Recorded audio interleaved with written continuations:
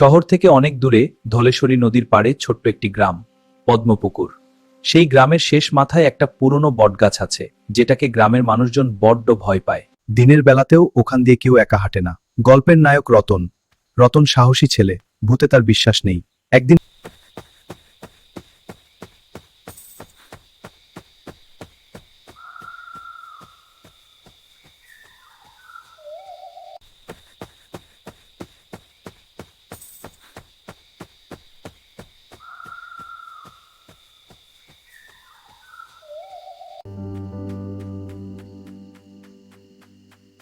এত রাতে কোনো বিপদে পড়েছে হয়তো মেয়েটি।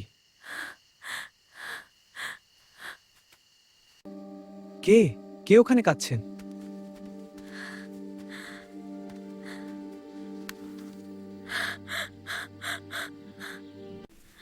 বরফের মতো ঠান্ডা। মেয়েটি ধীরে ধীরে মুখ ফেরালো। টর্চের আলোয় রতন যা দেখল, তাতে তার কলিজা শুকিয়ে গেল। কে ওখানে?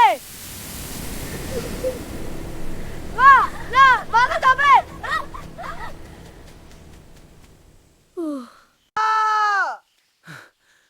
বাবা, ওই বটগাছের মায়া বড় খারাপ। রক্ষা পেয়েছিস যে ঘরে ফিরতে পেরেছিস। সেই থেকে রতন আর কোনোদিন আমাবস্যার রাতে একা ওই পথে পা বাড়ায়নি।